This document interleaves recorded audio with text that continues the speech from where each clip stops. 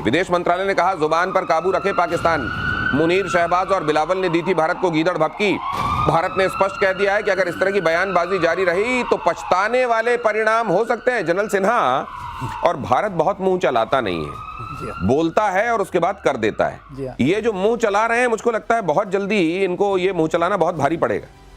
देखिए, मुंह चला रहे हैं, आप एक चीज देख के चलिए। देखिए, जो मुनीर साहब हैं, उनकी पूरी फैमिली अमेरिका में पहुंच चुकी है। हाँ। ये खुद बंकरों में घुसे हुए थे। जब तक भारत 4 दिन करता रहा तब तक तो निकले नहीं। उसके बाद निकल करके ये बात ये है कि जो $70 बिलियन जो इन्होंने लिया था चाइना से, वो तो हजम करके इनके बाजवा साहब और दूसरे बाजवा भाग गए। अब इनको पैसे चाहिए। अब उनको गोली खिला रहे हैं कि यहाँ आ जाइए, बलूचिस्तान में इतनी बड़ी चीजें हैं। अभी बताइए, बलूचिस्तान में इतनी ही बड़ी चीजें होता तो चाइना मूर्ख है क्या?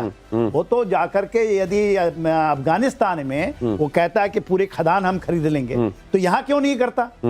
आज बात यह है कि मुनीर ने, जैसे इन्होंने बताया ना, क्रिप्टो करेंसी के ऊपर तो कुछ पैसे ले लिए। ये यहाँ के 25 करोड़ जनता को समझनी चाहिए, और आपके माध्यम से आपको लोग सुनते हैं। यदि ये सुन रहे हैं, ये पूरे के पूरे उनके साथ गद्दारी कर रहे हैं। ये वहां के मोदी ने कह दिया आज कि हमारी जमीन की सिंचाई, जो हमारी पानी हमारी करेगी। यदि हम दुश्मन के जमीन की सिंचाई कर रहे हैं तो हम अपने देशों के साथ, अपने किसानों के साथ गद्दारी कर रहे हैं। बिल्कुल। तो ये देखिए ना, कहाँ ना घर के रहेंगे ना घाट के रहेंगे। अगर आज आप वाकई पाकिस्तान को अपना देश मानते हैं, जो लोग पाकिस्तान में रहते हैं, तो दौड़ा दौड़ा कर मारिए मुनीर को, दौड़ा दौड़ा कर पीछा कर करके शहबाज को कॉलर पकड़ के पूछिए कि देश का सौदा क्यों कर रहे हो, हमारे देश के खनिज का सौदा क्यों कर रहे हो, वरना देर बहुत हो जाएगी। चीन ने पहले ही लूट लिया है, अब अमेरिका आ गया है। लुटते लुटते आप और कितने लूटने के लिए तैयार हैं? नॉर्थ कोरिया की अमेरिका को डायरेक्ट धमकी सुनिए जरा। किम की बहन ने यूनाइटेड स्टेट्स का प्रस्ताव ठुकराया, अमेरिका से बात करने में कोई दिलचस्पी नहीं।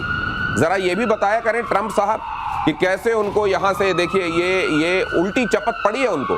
दक्षिण कोरिया और यूनाइटेड स्टेट्स के युद्धाभ्यास का जवाब देंगे कहा गया है। यही बात अभी जनरल सिन्हा बता रहे थे आपको कि दक्षिण कोरिया और नॉर्थ कोरिया के बीच में शांति की कोशिश, और शांति की कोशिश कैसे कि दक्षिण कोरिया के साथ जाकर वहां वॉर ड्रिल कर रहे हैं, और वॉर ड्रिल करने के बीच में ट्रंप कह रहे हैं कि हम यहां पर समझौता कराएंगे। अब ये पीके श्रीवास्तव सर, ये तो किम जोंग उन और उनकी बहन ट्रंप को जिस तरीके से बात ये कह रहे हैं कि भाई यहाँ पर, ये पहले भी कह चुके हैं कि यहाँ पर आप ये दक्षिण कोरिया वाला मामला छोड़ दीजिए, कम से कम वो जिक्र करना बंद कर देना चाहिए। देखिए, ऐसा है, आपके माध्यम से ट्रंप को कुछ बता सकते हैं प्लीज, अगर सुन ले। ये बताइए भाई, धमकी दे के शांति कैसे लाई जाती है?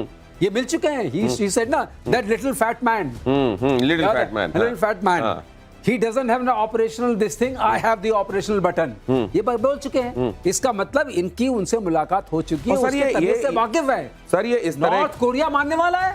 ये दुनिया के ताकतवर मुल्क के सबसे बड़े नेता ये बॉडी शेमिंग क्यों करते हैं दूसरों की? बॉडी शेमिंग अब कहना नहीं चाहिए, वो हम लोग उस दायरे से बाहर है। लेकिन एक बात आप बता दें, नॉर्थ कोरिया झुकने वाला नहीं है। और जहां ये होगा, 2-4 और फेंकेगा, किनके कान के पास से, उनके कान के पास से, जापान के आसपास से तो फेंकता ही रहता है। तो वो नहीं झुकने वाला है। वो उसने साबित कर दिया है कि वो खड़ा रहेगा। और ये बातचीत जो करके अगर नॉर्थ कोरिया साउथ कोरिया के बीच में ट्रूस करा दे तो हम दे देंगे इनको। लेकिन सर, एक बात और है इनकी खासियत और है। जैसे ये अपने दुश्मन, अपने दोस्त को दोस्त नहीं रहने देते, जैसे आप कह रहे थे कि अपने अलाइज को एडवर्सरी बना लेते हैं, वैसे एक और बात है, इनके जो घोषित एडवर्सरी हैं उनके पास भी हाथ लेके चले जाते हैं। उनसे तो जरूर हाथ मिलाते हैं। ये इनसे भी मिल चुके हैं, ये पुतिन से भी आज मिलने वाले।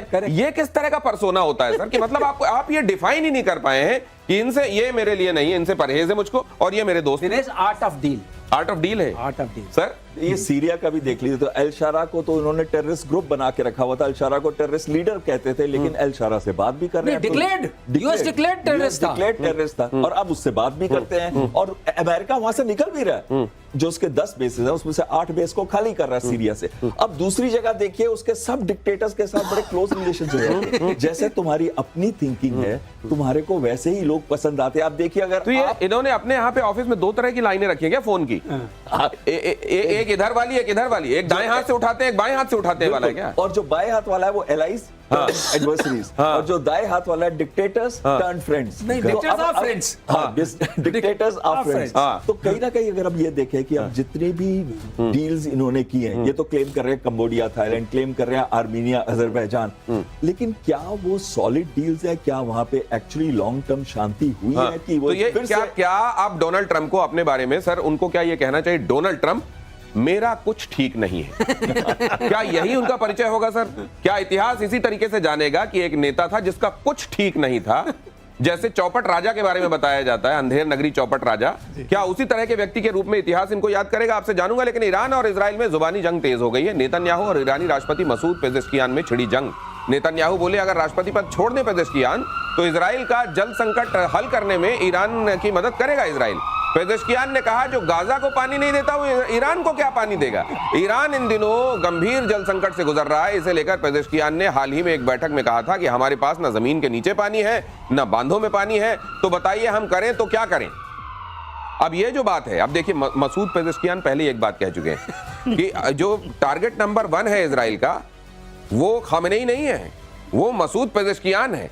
अब ये वाली बात कहने के बाद जैसे इजराइल की तरफ से ये बयान आया, एक बार फिर घूम जाएंगे, वो देख लो कौन है असली टारगेट। और इसके पीछे अपने घर में खामेनेई से ऊपर अपना कद प्रतिस्थापित करने की, स्थापित करने की उनकी मंशा है। क्या मैं ठीक कह रहा हूं जनरल सेना? एब्सोल्युटली। देखिए जो क्या कर रहे हैं नेतन्याहू, क्या गेम खेल रहे हैं ईरान। एक चीज तो हुआ, जो उन्होंने ऑपरेशन शुरू किए थे जून के महीने में, somehow he has not been successful। 10 दिन का चला था। अमेरिका भी मिडनाइट हैमर भी मार लाया।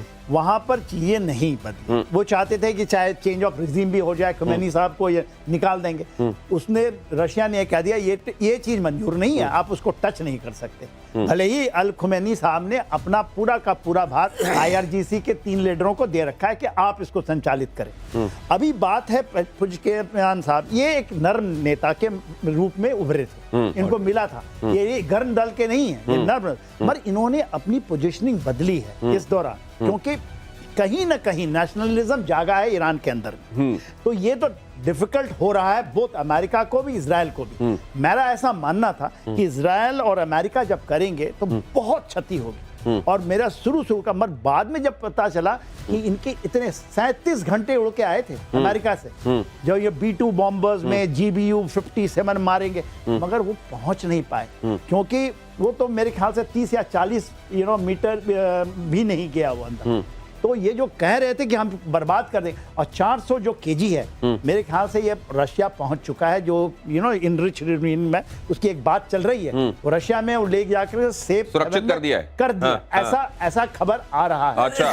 तो ईरान को झुकाना, अब यहाँ पर नेशनलिज्म है, तो ये भी बड़ा आसान नहीं है। ईरान को झुकाना भी बड़ी आसान बात नहीं है। और इधर ग्लाइड बॉम्ब 100 को लेकर बड़ी खबर, SAAW ग्लाइड बॉम्ब को जेट संचालित मिनी क्रूज मिसाइल में बदला जा सकता है।